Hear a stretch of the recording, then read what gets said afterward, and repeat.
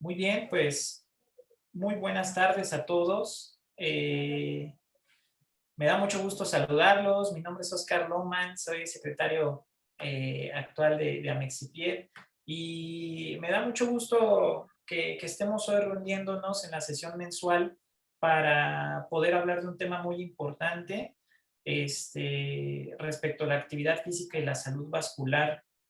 Me da mucho gusto poder hacer la presentación de un buen amigo, gracias al cual hemos aprendido muchas cosas de esta área de la angiología, de la cirugía vascular, y actualmente en conjunto en la Mexipied, pues hemos ido aprendiendo de la mano, ¿no? El cuidado del pie diabético, afirmando conocimientos y sobre todo afianzando eh, trabajo conjunto.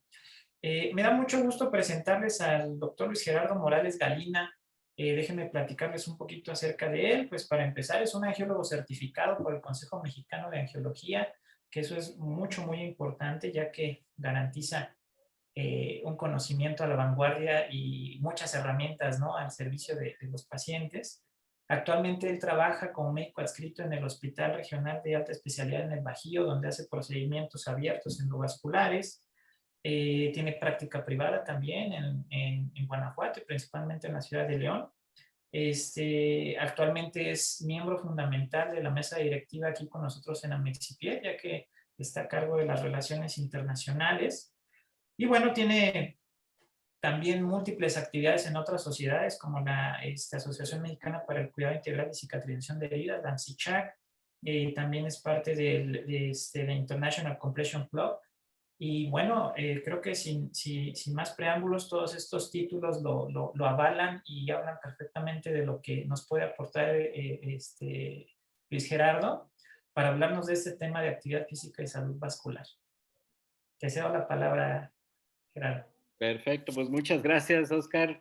Siempre es un gusto, es un honor estar con ustedes, pues compartiendo este foro. Creo que los temas que estamos abordando, pues son de interés general.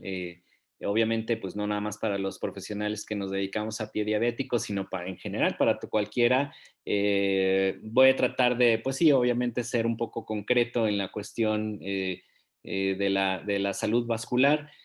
Porque bueno, creo que algo que debe de ponerse de moda en todos nuestros pacientes.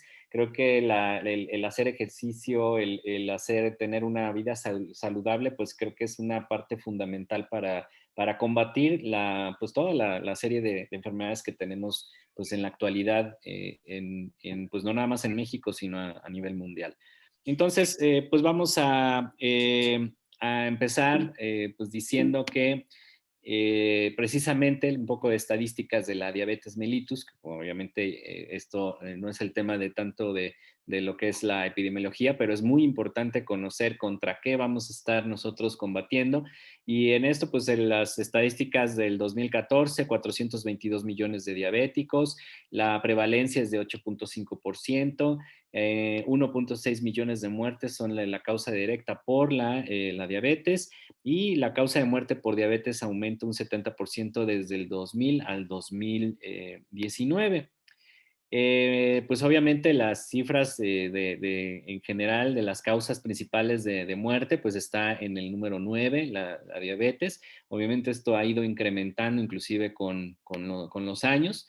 Y específicamente hablando en México, tenemos los datos obviamente del INEGI del 2018, en donde se decía que era el 8.6 millones teníamos personas viviendo con diabetes, el 8.6 millones, con una prevalencia del 11.4%, pero pues bueno, como por ahí dicen, yo tengo otros datos.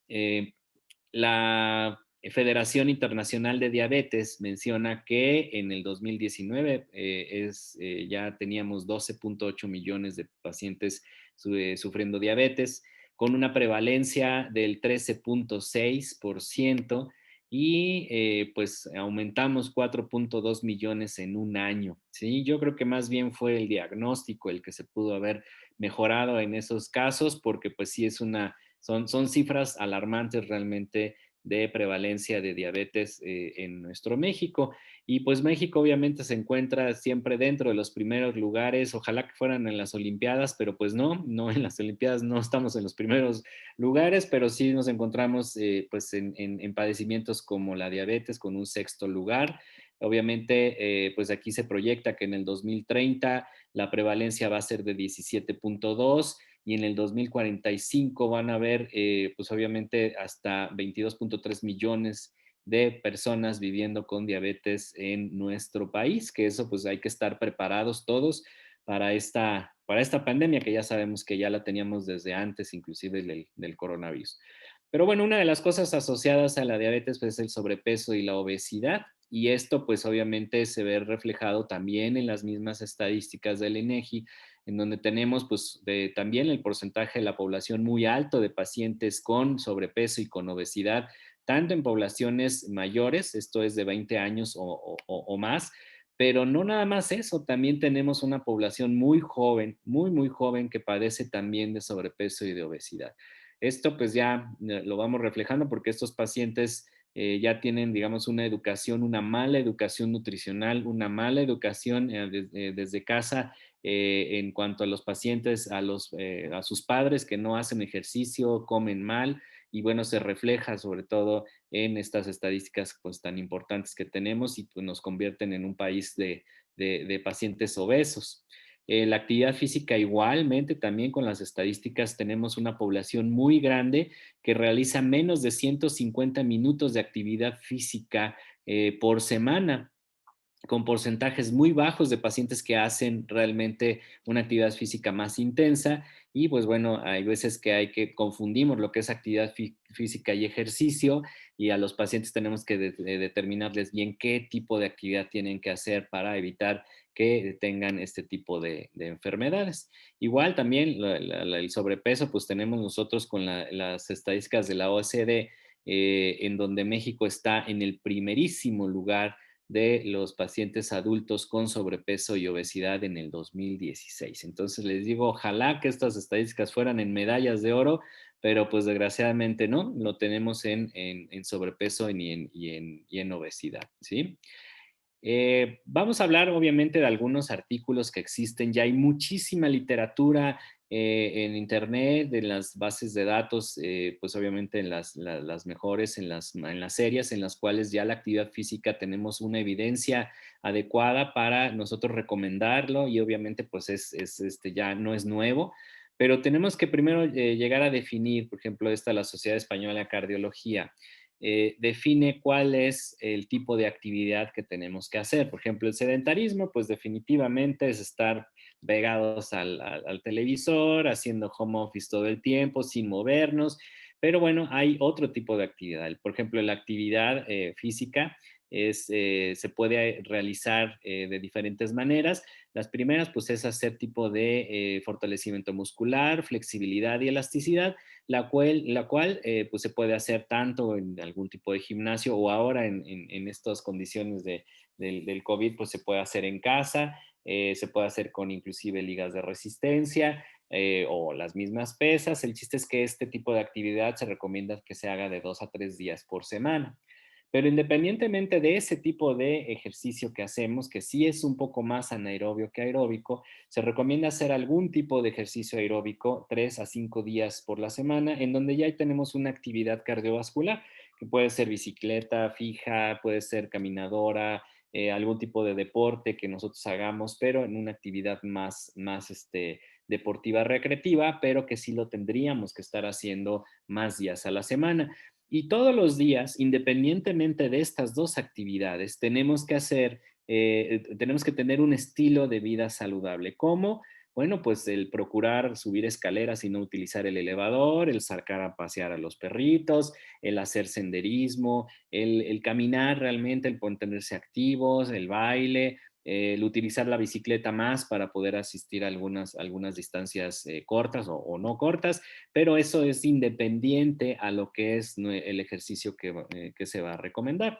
Entonces, aquí lo describo nuevamente. Todos los días tenemos que tener un estilo de vida activo y saludable en el cual pues vamos a hacer o se define como el movimiento del cuerpo que hace trabajar a los músculos y que requiere más energía que estar en el reposo. Entonces realmente es ser activos, no estar simplemente acostado o sentado frente al televisor, a la computadora. Tenemos que mantenernos en un estilo de vida saludable y sobre todo hacerlo todos los días. Esto es obligado, pero esto no es igual a hacer ejercicio. Esto es simplemente tener una actividad física activa y saludable. Y ya después, digamos, se recomienda que entonces sí, tal vez no todos los días a la semana, pueden ser 5 días por lo menos, de 2 a 3, si es, digamos, un ejercicio no tanto aeróbico, pero el aeróbico sí se recomienda que sean por lo menos 3 veces a la semana, que yo realice algún tipo de ejercicio en el cual sí vamos a hacer ya un planificado y estructurado para poder realizar una actividad aeróbica y poder proteger de nuestro cuerpo de muchas enfermedades. No cuenta como ejercicio, porque esto es muy común que en la consulta nos van a decir, ay, doctor, yo camino mucho, sí, pero ¿dónde camina? Camina en el supermercado, buscando comida, haciendo el shopping, o el simplemente subir las escaleras para llegar a su casa. Bueno, sí es actividad, pero no es ejercicio. Eso es muy importante. Y obviamente, pues sí hay que supervisar que el paciente realmente esté haciendo un ejercicio como tal. Yo lo que veo ahora es una tendencia impresionante de los pacientes de comprarse esos aparatitos que vibran, que les sacuden los pies. Eso, señores, no es ejercicio, no es para nada ejercicio, no va a suplir lo que es la contracción de la pantorrilla al hacer una caminata o al hacer una bicicleta fija. Entonces es muy importante recomendar al paciente que en vez de comprarse esos aparatos caros, mejor se salgan a caminar y es mucho mejor ejercicio que estos tipos de aparatos. Hay que recordar que el sistema circulatorio, hablando específicamente, pues estamos hablando de arterias y de venas, y que es muy importante, todo el sistema está conectado y el corazón es el que va a estar bombeando la sangre a través de las paredes de las arterias y llegando, excepto todo el riego sanguíneo, hasta las últimas partes, hasta los pies y las manos y la cabeza, y que es muy importante también el retorno venoso. El retorno venoso va a depender de la contracción muscular, sobre todo del pie y de la pantorrilla, la bomba pie-pantorrilla, y con esto también pues obviamente vamos a hacer más eficiente el sistema circulatorio y con lo cual pues bueno, vamos a también a recordar que las venas se van a ayudar obviamente de las válvulas para que no haya un reflujo venoso, que nos regrese la sangre, se mantenga siempre en circulación hacia el corazón, pero que una condición importante es la contracción muscular. Entonces, aquí estamos definiendo que el ser humano está diseñado para caminar. El ser humano no se creó o no está diseñado para estar todo el tiempo sedentario en una silla, haciendo el famoso home office, sino está diseñado para estar caminando. Si no caminamos, entonces no va a haber un adecuado retorno venoso, y si no hay un adecuado retorno venoso, voy a empezar a tener estrés en el sistema arterial y entonces también voy a tener problemas arteriales en forma secundaria. Por eso es tan importante a nuestros pacientes siempre decirles o promover la actividad física y el ejercicio para mejorar su sistema circulatorio. Entonces, bueno, pues aquí están lo que estamos mencionando. El ser humano está diseñado para caminar. El retorno venoso va a depender, obviamente, de la integridad de las válvulas venosas. La fuerza de la gravedad siempre va a estar en contra del retorno venoso, por eso hay que promover la caminata. Y el aumento de la sangre en las venas va a causar las varices, ¿no? Una enfermedad venosa crónica que muchas de las veces una de las condicionantes es precisamente el que el paciente sea sedentario. Entonces tenemos que dos de los grandes obstáculos o factores de riesgo que tenemos para que tengamos una adecuada circulación, pues es precisamente la edad y la obesidad. La edad, porque obviamente vamos caminando menos, tenemos ya padecimientos articulares, de columna, de rodilla, el paciente ya camina menos, y la obesidad, porque no vamos a realizar, digamos, un ejercicio adecuado, una contracción adecuada, la cantidad de grasa dentro de la pierna es mayor que la del músculo, entonces realmente no hay una eficiencia como tal de la contracción de la bomba pantorrilla para promover el retorno venoso. Y hablando específicamente ya un poco más en forma molecular, hay un envejecimiento vascular, ¿sí? Esto ya está muy bien estudiado y se ha visto que son dos los componentes principales de este envejecimiento vascular.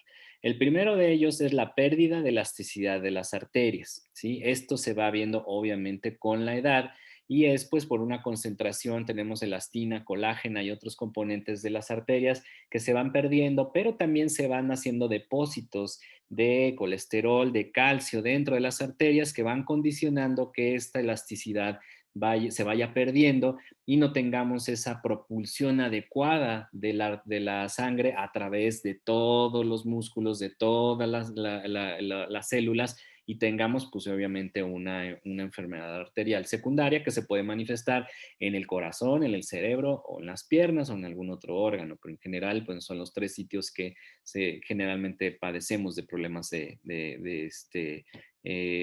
obstrucción arterial.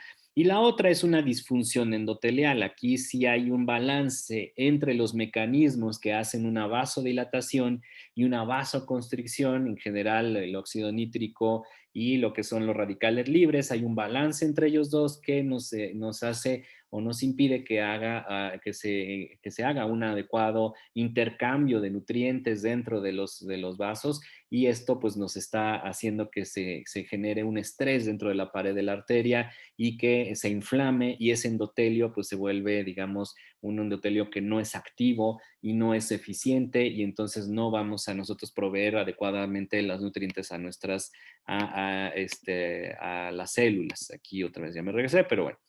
Hablando específicamente de la elasticidad vascular, eh, ¿qué es lo que produce? ¿Qué efecto produce la elasticidad vascular? Pues hace la amortiguación de las presiones. Obviamente, si llega el corazón con una presión, digamos, alta, 120/80, sobre todo la sistólica, la arteria la va a amortiguar, va a haber una retracción elástica de esa arteria y va a propulsar el chorro de sangre a toda la economía, a todas las células y mantiene el flujo durante la diástole y va a haber flujo constante en las arteriolas y en los capilares. Gracias a esa elasticidad es como llega la sangre hasta la punta del dedo del pie de cualquier paciente. Si se va perdiendo esa elasticidad, obviamente voy a tener dificultad para que la sangre llegue a todos los órganos y todas las partes del cuerpo. Hay estudios en donde se ha demostrado de esta elasticidad cómo se puede modificar con el ejercicio, ¿sí? Eh, si por ahí me preguntaba un paciente, oiga, ¿usted me puede dar un consejo como para recuperar la juventud? Bueno, pues lo que podríamos hacer es recomendarle que haga ejercicio. ¿Por qué? Bueno, este estudio que se hizo en pacientes donde se les midió la compliance carotidia por un Doppler duplex, se les dio primero una basal, digamos, qué tanto se dilataba su arteria carótida, y después lo compararon haciendo esos mismos pacientes, haciendo 3 meses de ejercicio aeróbico diario en adultos mayores de 60 años, y vieron que durante esos 3 meses, cuando les hicieron el control con el Doppler duplex y midiendo la complianza y la amplitud de pulso, vieron que hay un incremento en la elasticidad de la arteria carótida con el ejercicio. Entonces, independientemente de que el paciente ya tenía mayor de 60 años, sí mejoró esa elasticidad. Entonces, el ejercicio se recomienda pues para recuperar esa elasticidad en las arterias, pues digamos, mayores. No se ha visto un efecto realmente directo en las arterias más pequeñas, pero sí en las mayores, que son las que nos van a llevar el flujo de entrada a prácticamente todo, pues obviamente hablando de carótidas, femorales, ilíacas, que bueno, que son las principales, pues bueno, en estas se demuestra que realmente sí hay una mejoría.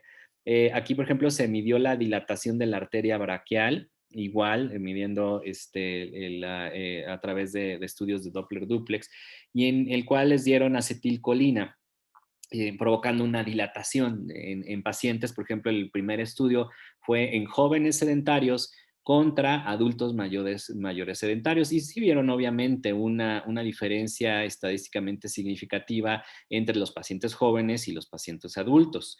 pero después midieron lo mismo en pacientes tanto jóvenes como mayores que hacen entrenamiento físico intenso y vieron que es muy parecida a la curva de la dilatación de la arteria braquial. Imagínense, entonces estos pacientes adultos mayores, sus arterias se están comportando como arterias jóvenes. Entonces, eso pues gracias al ejercicio. Y después también vieron a estos mismos pacientes, se les puso a los pacientes mayores, se les puso a hacer entrenamiento durante 3 meses y después de esos 3 meses vieron que mejoraron sus curvas de dilatación con el ejercicio. Entonces, en conclusión, pues hay que hacer ejercicio y eso y ya hay formas, digamos, de demostrar que el ejercicio está evitando que se endurezcan las arterias y que el flujo de la arteria pues esté disminuido a todas las, digamos, a todos los tejidos. Hablando de la disfunción endotelial, que esa disfunción endotelial puede estar modificada por muchos factores. Obviamente, la diabetes, la hipertensión, la hiperlipidemia, el sedentarismo son los grandes padecimientos que pueden, el tabaquismo obviamente también, que pueden provocar esta disfunción endotelial. El primer cuadro pues es prácticamente lo más sencillo, ¿sí? Englobando lo más sencillo entre la función del endotelio cuando tenemos una disminución del óxido nítrico y el aumento de los radicales libres. Entonces aquí vamos a tener una disfunción en el cual pues estamos promoviendo más la acumulación de radicales libres y menos la del óxido nítrico. Y en el otro lado pues vemos cómo el ejercicio aeróbico y una dieta saludable puede cargar la balanza en el aumento del óxido nítrico para que prevengamos este daño endotelial y que podamos tener, digamos, una buena intercambio de nutrientes a nivel endotelial. Entonces, realmente este balance, pues hay que siempre cargar la balanza y modificar ese factor. Si nosotros no podemos modificar los factores de riesgo, como puede ser la hipertensión y la diabetes, podemos sí modificar el sedentarismo y esto nos va a llevar a la larga un beneficio que vamos a ver a continuación. Bueno, hablando de dietas, porque obviamente ahorita vamos a ver realmente la terminología de dieta y vida saludable, pero hay muchas dietas, hay muchas que se recomiendan. Yo voy a hablar de las que encontramos en cuanto a la revisión de los artículos que hicimos, que sí tienen más nivel de evidencia que otras. Por ejemplo, la dieta mediterránea. La dieta mediterránea se dice que es la que precisamente en esa área geográfica donde se consumen más pescado blanco, vegetales crudos, fibra, antioxidantes a través de plantas, semillas y obviamente el vino en cantidades moderadas, ¿no? Digamos 3, 4 botellas, obviamente no, pero sí hay estudios en donde dicen que el vino tinto pues es definitivamente un antioxidante que va a promover que haya un efecto antiinflamatorio en el endotelio y que se reduzca la cantidad de radicales libres que se producen en el endotelio. Entonces, la dieta mediterránea sí es una de las que se puede recomendar en todos los pacientes que, digamos, quieran mantener una vida saludable, estén entrando en una fase de entrenamiento, de pérdida de peso y de mantenimiento, sobre todo para tener una vida saludable. Está la dieta cetogénica, la famosa, esa está ahorita por todos lados, pueden ver la dieta keto, ¿no? Esa es la que está ahorita en boga. No es nueva, ya tiene mucho tiempo. La proporción en donde ellos promueven es que sea de 4 por 1 alta en grasas, en contra de las proteínas y obviamente baja en carbohidratos.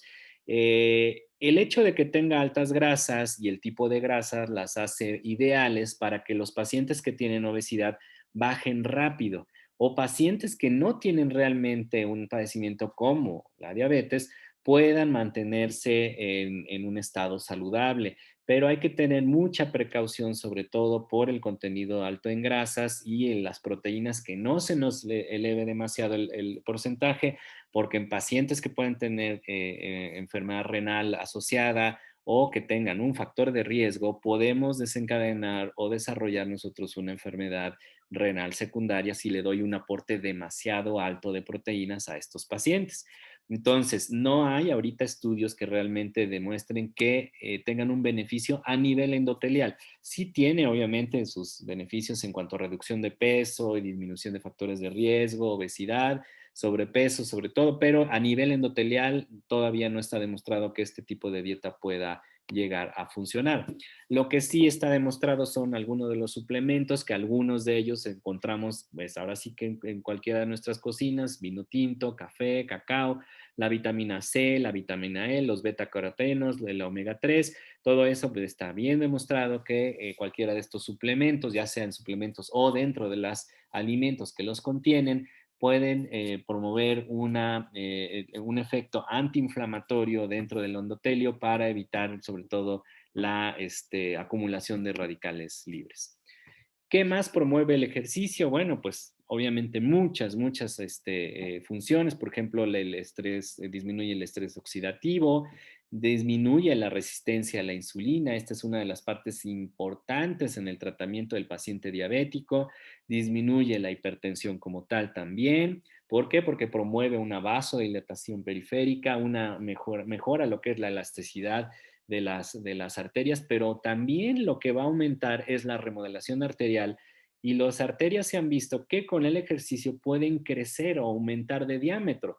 No digo que se van a crear aneurismas, obviamente no, pero sí mejoran el diámetro de las arterias, y esto le confiere pues obviamente más contracción, más elasticidad, y la remodelación, digamos, es hacia favor de un adecuado flujo arterial, y no la disminución, como por ejemplo podemos ver, inclusive hay estudios en cuanto se ha medido en pacientes obesos el diámetro de las arterias, y mis compañeros que hacen cirugía vascular lo han podido ver. Cuando operas un paciente con obesidad mórbida y vas a disecar una arteria, la arteria generalmente es muy pequeña, disminuye el calibre porque la remodelación es hacia la reducción del diámetro cuando tenemos un paciente que no hace ejercicio y lleva una vida pues poco saludable. Entonces es muy importante, y obviamente también el ejercicio va a aumentar la expresión génica de óxido nítrico endotelial, el cual pues ya vimos que promueve la vasodilatación para que mejore la perfusión de los tejidos. Entonces, pues bueno, pues es ya a nivel molecular, a nivel científico, de cómo nosotros está ya justificado lo que es el ejercicio y la actividad física dentro de nuestra vida diaria para mejorar pues todo, ¿no? Todo lo que son las enfermedades crónicas. Este es algo muy importante porque generalmente cuando detectamos a un paciente adolescente que tiene obesidad o sobrepeso, pues lo ponemos a dieta, como está mal dicho dieta, ahorita les voy a decir por qué. Ponemos a dieta al paciente y generalmente no hay una buena respuesta al tratamiento, apego al tratamiento. ¿Por qué? Porque los papás pues también tienen obesidad y también tienen sobrepeso, y esto pues no ayuda para nada, ¿sí? Este estudio se hizo en varias preparatorias, high school en Japón, en donde se hicieron, digamos, un cuestionario, y después se hicieron varias mediciones de la índice de masa corporal, el tipo de actividad, el tipo de dieta, y el riesgo cardiovascular de los adolescentes, cuando estaba aumentado, estaba asociado directamente al índice de masa corporal de sus padres. ¿Sí? Entonces, ahora el factor de riesgo para que un adolescente tenga un riesgo cardiovascular alto es que los papás tengan un IMC aumentado, ¿sí?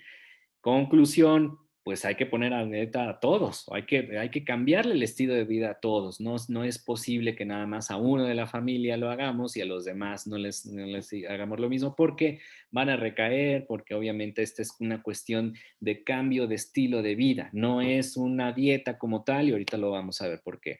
No es hacer dieta, no es hacer ejercicio ni hacer dieta. Esto es muy importante cuando al paciente le digamos, ¿sabe qué? Necesita hacer dieta, necesita ponerse a hacer ejercicio, porque automáticamente lo asocian a algo que tiene, digamos, una terminación, ¿sí? Cuando ustedes le dicen al paciente, va a hacer dieta, dicen, ok, me aprieto el cinturón durante 6 meses y después lo dejo y ya puedo volver a comer lo que comía antes. Eso es incorrecto. ¿Sí? Al paciente hay que hacerle conciencia de que ya tiene que cambiar su estilo de vida, y que, por ejemplo, si tiene una dieta alta en carbohidratos, entonces tiene que hacerse la idea que es alérgico a los carbohidratos, ¿sí? Así es como le podemos manejar. Así como, por ejemplo, el paciente vegano, dicen, yo no como carne, ¿sí? Así mismo tiene que contestar el paciente que es diabético o tiene algún otro padecimiento, yo no como carbohidratos. ¿Sí? ¿Por qué? Porque me están matando, ¿sí? Porque me están llevando a una vida, a un riesgo de mortalidad alto. Entonces hay que cambiar ese chip, hay que cambiar esa idea de no hacer dieta. No es dieta, ¿sí? Las dietas, bueno, pues hay que dejárselas tal vez a los que quieren bajar 3 4 kilos y porque quieren hacer, no sé, un maratón y se tienen que poner en condiciones y es momentáneo. Pero para el paciente que ya sufre una enfermedad crónica como la diabetes, tenemos que hacer el hincapié de que cambie el estilo de vida. Si nosotros podemos transmitir eso a nuestros pacientes, pues yo creo que lo mejor que podemos hacer por ellos. Hay que cambiar el estilo de vida. Definitivamente un estilo de vida saludable que pues obviamente no nada más es el comer saludable, sino también hacer actividad física, ¿sí? Entonces, como dice aquí, no es una comida saludable, no es una dieta, más bien no es una dieta, sino es comer saludable. Hay que enseñar a comer a los pacientes. Obviamente yo no soy el experto, hay licenciados en nutrición, hay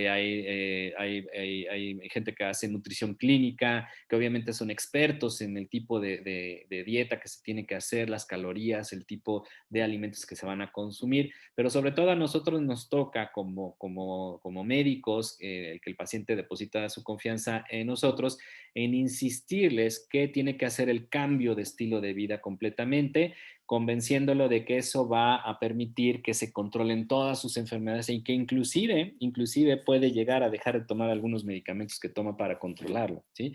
Yo siempre les digo al paciente, es que si usted no cambia su estilo de vida, no deja de fumar, no hace ejercicio, no hace dieta saludable, bueno, dieta, ya dije yo dieta, pero no, ya si come saludable. Entonces, si no hace eso, le tengo que aumentar los medicamentos para controlar sus enfermedades y esto lo que va a llevar es como si yo le estuviera por un lado echándole un vasito de agua y por otro lado metiéndole leña a la hoguera, ¿no? Entonces estoy compitiendo con algo que no estoy, digamos, corrigiendo desde raíz. Entonces es muy importante hacer esta hincapié en los pacientes del cambiar el estilo de vida, ¿no?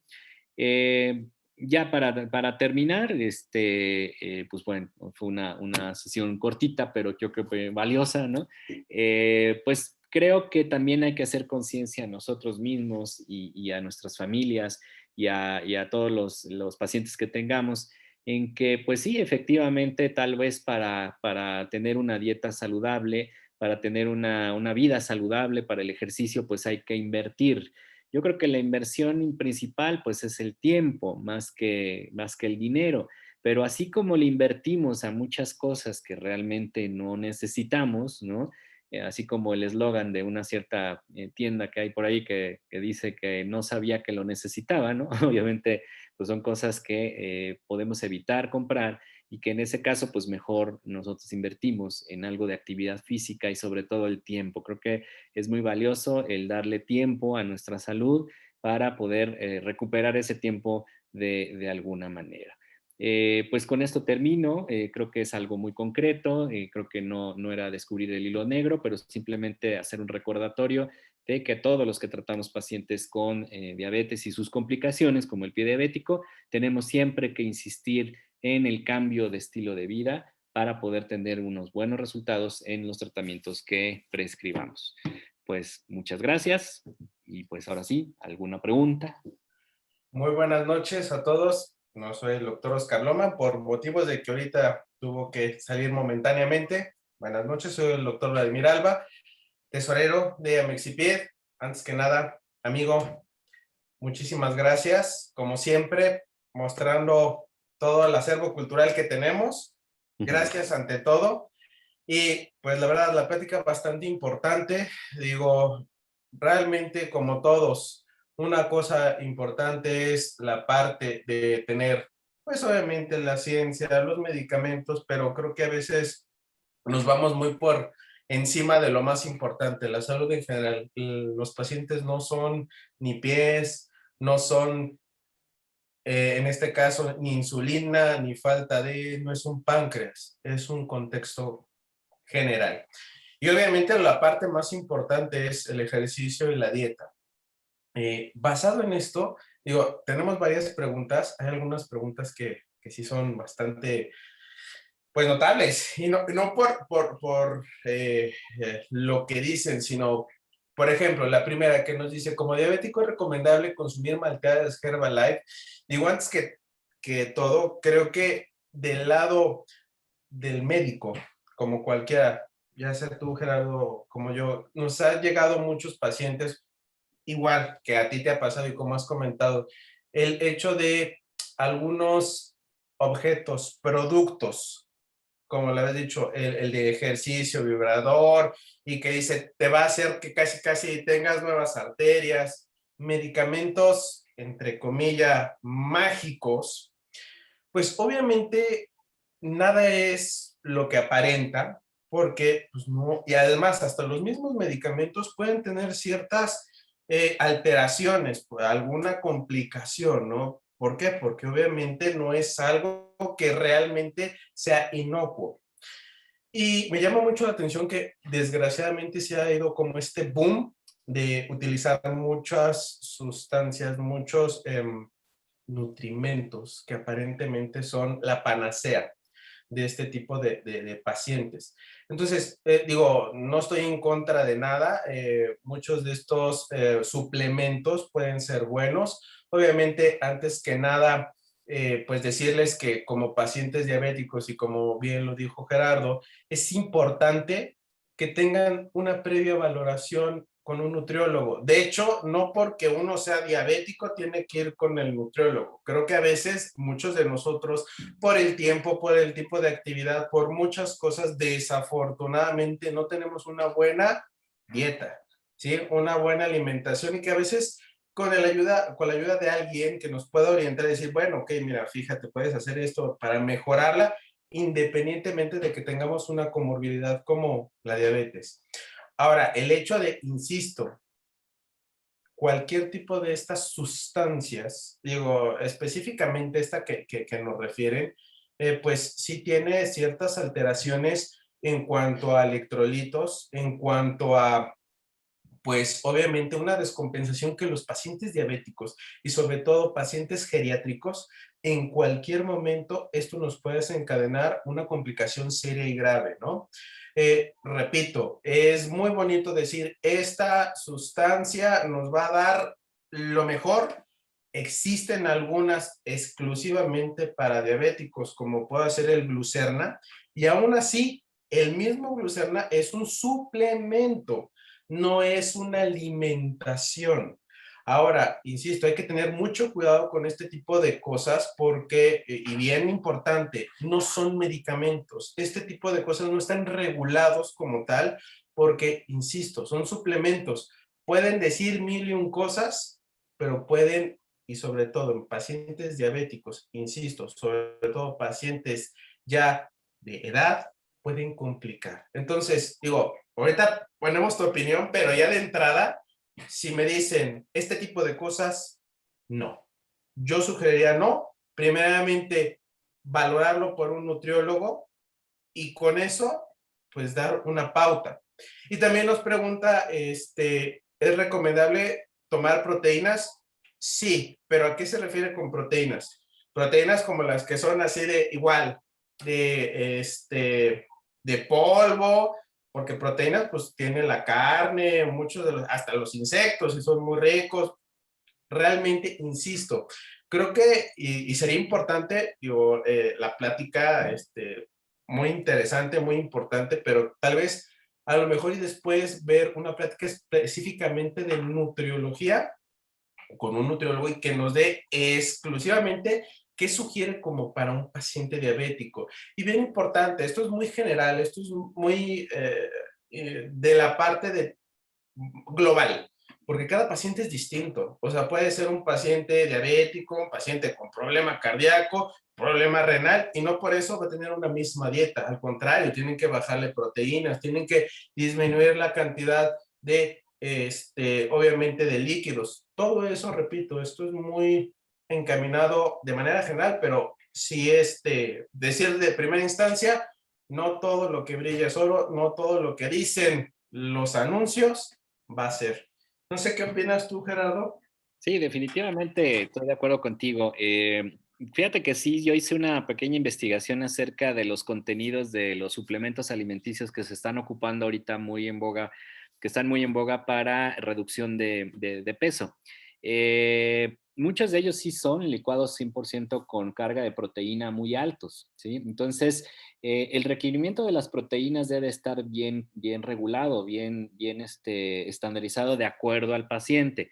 Yo no estoy, digamos, en contra totalmente de esos suplementos porque un paciente joven que hace ejercicio, que está, digamos, trabajador, que se mantiene en actividad, pero que no tiene comorbilidades, pues la verdad le va a resultar muy bien en un momento dado. Pero en un paciente diabético hay que tener mucho cuidado con estos suplementos hiperproteicos, porque como ustedes saben, pues la carga hacia el riñón puede ser también importante. Y bueno, no nos dejará mentir la doctora Damayanti, que anda por ahí, ya la vi, nefróloga, que bueno, pues la verdad es que sí, un paciente que ya tiene, digamos, un riesgo de desarrollar una nefropatía diabética y le aumento la carga de proteína, pues yo puedo promover que esa enfermedad se nos acelere. Entonces hay que tener mucho cuidado con los suplementos hiperproteicos en este tipo de pacientes. No digo que estén prohibidos, pero creo yo que hay formas más naturales de poder controlar al paciente con diabetes, dándole una carga de proteína, pues por ejemplo con proteínas magras, el pescado blanco, por ejemplo, ¿no? Como la dieta mediterránea que les mencionaba. La dieta mediterránea no nada más tiene componentes de carne de pescado, sino también algunas otras, la soya, ¿sí? Que también tiene alta proteína, otros tipos de alimentos que podemos nosotros promover también esta carga de proteína sin ser tan agresivos como las malteadas, ¿no? Que están mencionando, que esas sí pueden tener una carga elevada de proteínas. Otro componente importante que utilizan para bajar de peso es la cafeína. Se utiliza muchísimo, que ni siquiera se ven en las letras pequeñitas, ¿no? Y son letras pequeñitas en donde dicen ahí cafeína tanto por ciento. Y si tú haces la conversión, es como si te estuvieras tomando 6 tazas de café en una cucharada. Entonces, sí, obviamente vas a empezar en un metabolismo, sí, antioxidante. Yo lo sé, el café sí es antioxidante, pero en un paciente, por ejemplo, hipertenso, si le metes esa cantidad de cafeína, pues se va a descontrolar. Entonces, sí es muy importante que el paciente que sí tiene comorbilidades diabético, hipertenso, pues no vaya a lugares donde le recomiendan esto, sino mejor vaya con alguien profesional, un nutriólogo, licenciado de nutrición clínica, bueno, hay muchos médicos internistas, familiares que también han hecho nutrición clínica, que les pueda hacer una dieta adecuada a cada uno de los pacientes, ¿sí? Esto no es receta de cocina que se pasa, ¿no? A ver, tú tómate esto y con eso bajas. No, o sea, cada paciente tiene sus requerimientos proteicos, calóricos también, y específicamente de acuerdo al padecimiento le podemos recomendar inclusive el tipo de vitaminas que se pueden consumir por el tipo de padecimiento que esté, ¿no? Entonces creo que sí, en manos de profesionales es mucho mejor que andarse metiendo uno, pues todos estos productos que sí, ahorita ya los venden en muchas partes. En cuanto al ejercicio que vi que por ahí también preguntaban que qué tipo de ejercicio se recomienda para el paciente diabético, pues son prácticamente las mismas recomendaciones que ya dijimos. Sí se puede hacer 3 veces a la semana un tipo de ejercicio de estiramiento, tipo yoga, ligas de resistencia, pero a fuerzas tengo que incluir en el ejercicio y la mayor parte de la semana el ejercicio aeróbico. ¿Sí? Ese es el que va a promover mucho más beneficio. De hecho, los estudios que presenté de todo, elasticidad arterial, de mejoramiento del funcionamiento del endotelio, todos esos están basados en ejercicio aeróbico. ¿Qué tipo de aeróbico? Pues generalmente el paciente se pone a caminar, a correr, natación, bicicleta, todo esto que incluya, digamos, ese intercambio de gaseoso y de estar estimulando sobre todo la producción del óxido nítrico y de liberación de radicales libres para que pueda haber esa adecuada nutrición en los tejidos. Yo no digo que no se puedan hacer otro tipo de ejercicio, se puede hacer, es perfectamente digamos, ir al gimnasio, cargar pesas, pero siempre dentro de mi entrenamiento debo de tener siempre ejercicio aeróbico. Ese es el que va a ofrecer mayor beneficios y sobre todo hablando en el paciente diabético, mejora lo que es la resistencia a la insulina. Entonces, esa es, digamos, la parte importante del paciente que haga ejercicio. Y obviamente supervisar al paciente, porque cuando yo he preguntado a mis pacientes, ¿hace ejercicio? Me dicen sí. ¿Y cómo le hacen? No, pues es que yo voy al mercado y camino, no sé, de 200 metros. Bueno, ese no es ejercicio, ¿no? De hecho, es lo que te iba digo, a ver, el clásico, como tú y como yo y como muchos de los médicos aquí presentes, es el clásico, le dices, ¿sabes qué? Un ejemplo, ¿no? Necesitas 30 minutos de hacer ejercicio y los hace, sí, en la mañana hago 10, después en la tarde hago 5, luego lo sumo en la noche con otros 15, entonces ya realmente tiene que ser un ejercicio continuo y obviamente todo el tiempo. No es de que, híjole, esta semana sí lo hice bien y la otra semana pues ya me dio flojera. Entonces digo, es una rutina que obviamente muchos poco a poco, al igual que cualquier paciente diabético, tiene que ir adaptándose y sobre todo entender su enfermedad y aceptarla. Porque digo, también tú lo has visto, o muchos de nosotros lo hemos vivido, y digo, tal vez no en carne propia, pero sí en personas allegadas o hasta nuestros propios pacientes, de que sí son diabéticos, pero no se cuidan. Y no me refiero a de que, híjole, me quiero morir, no, pero sencillamente, pues es que sí, soy diabético, pero como no me siento mal, no hay problema. Malo cuando se sintiera mal. Entonces, híjole, a veces creo que también es una parte importante el ejercicio, la dieta, la nutrición, pero a veces también como la parte de aceptar, que bueno, digo, eso ya es otro tema, que hasta podría ser algo en la parte psicológica, que también eso en los diabéticos o en muchos de los hipertensos creo que es como, sí, no, no necesita. Y realmente muchos de verdad pasan años y años y aún así no aceptan su enfermedad. Exactamente. Sí, no, la verdad es que es muy importante también promover lo que yo les decía, no nada más hacer ejercicio, sino también tener una vida activa, ¿no?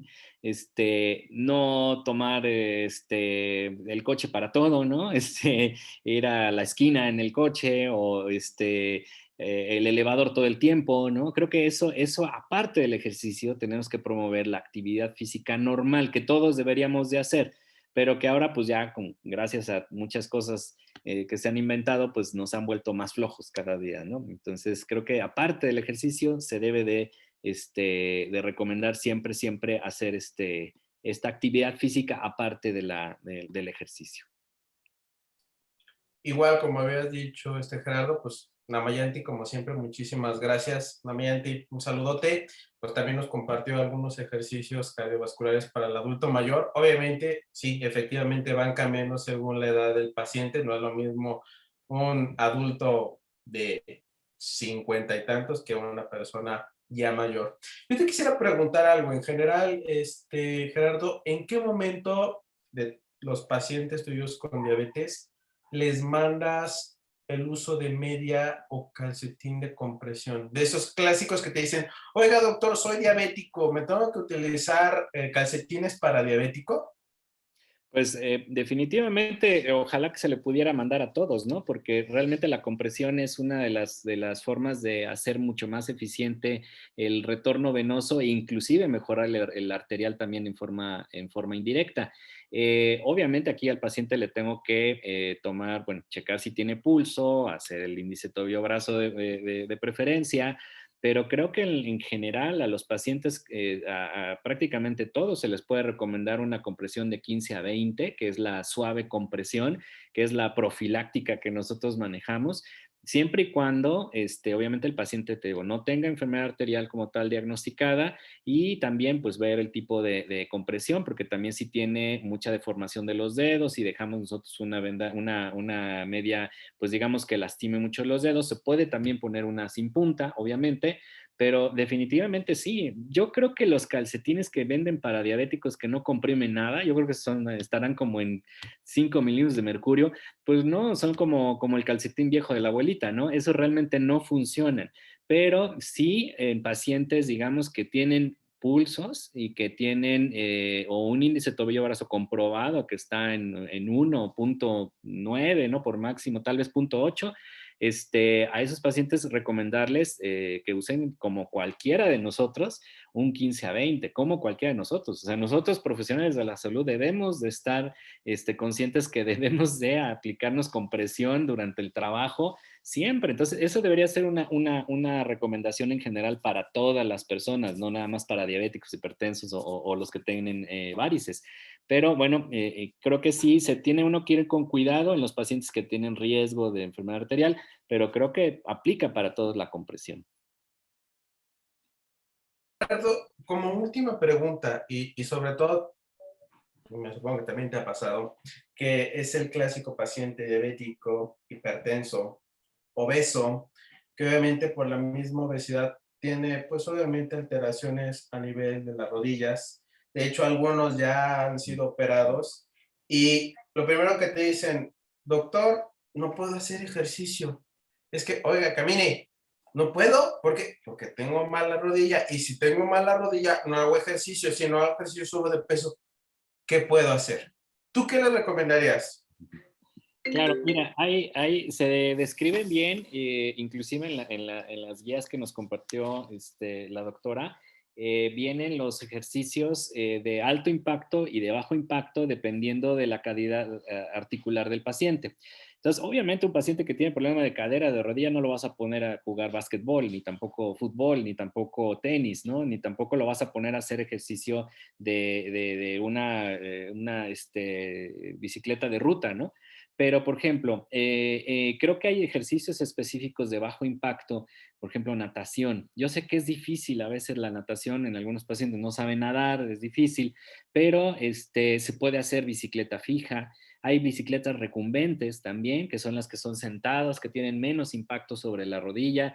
Elíptica también es una que tiene menos impacto sobre rodilla. Pero bueno, si de plano no se puede nada de eso, pues con simplemente la caminata, ¿no? Pero tiene que ser, como tú decías, una caminata que sea con un mínimo de duración de 20 a 30 minutos, con la intensidad que si el paciente tampoco aguanta una inclinación muy alta, bueno, pues que lo haga en terreno, digamos, parejo, ¿no? Por decir algo. Pero sí, hay opciones. Yo no creo que nos debamos de limitar solamente a los ejercicios, al correr, ¿no? Porque todo el mundo dice, no, yo quiero correr. No, no, o sea, no es el único ejercicio que puedes realizar. Creo que el promover la actividad física debe de darle opciones a los pacientes y creo que como lo mencioné, pues este tipo de actividades pueden individualizarse en cada paciente y ver qué tipo de padecimiento y si es necesario, pues bueno, entonces acudir a algún médico de medicina física y rehabilitación para que nos pueda dar una buena rutina de ejercicios específicamente por si el paciente tiene algún padecimiento que no pueda mover adecuadamente algunas de las articulaciones. Pero de que hay opciones, yo creo que hay muchas, ¿no? Pues bueno, si no hay ninguna otra pregunta, pues muchísimas gracias como siempre, Gerardo, darnos tu gran opinión y obviamente pues excelente la plática. Pues muchísimas gracias y pues ante todo, gracias por haber estado con nosotros, que nos hayan escuchado un ratito y pues muchísimas gracias, buena noche y pues nos estamos viendo. Hasta luego. Gracias, hasta luego.